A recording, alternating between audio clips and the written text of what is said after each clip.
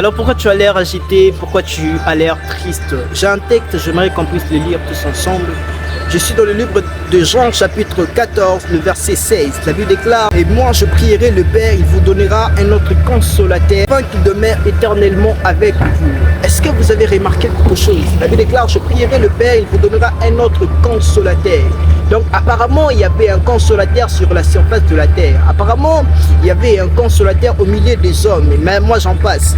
La Bible déclare enfin qu'il demeure éternellement avec vous. On parle du consolateur. On parle du consolateur. Donc il y avait déjà un consolateur sur la surface de la terre. Et le Seigneur dit, il priera au Père d'envoyer un autre consolateur. Et le consolateur qui est mentionné ici, c'est le Saint-Esprit. Tous nous connaissons bien, c'est le Saint-Esprit. Alors dans ce texte, le Seigneur est en train d'évoquer quelque chose que les disciples ne se rendent pas compte, qu'ils n'arrivent pas à comprendre. Le Seigneur est en train justement de leur expliquer son départ à lui et la venue du Saint-Esprit. Donc le premier consolateur, c'est Jésus. Le premier consolateur est venu lorsqu'il y avait les chaos sur la surface de la terre. Et ensuite, le second consolateur qui est venu, c'est le Saint-Esprit. Il est venu après le départ de Jésus. Donc le premier consolateur est venu après le chaos sur la surface de la terre et le second consolateur est venu après le départ de Jésus.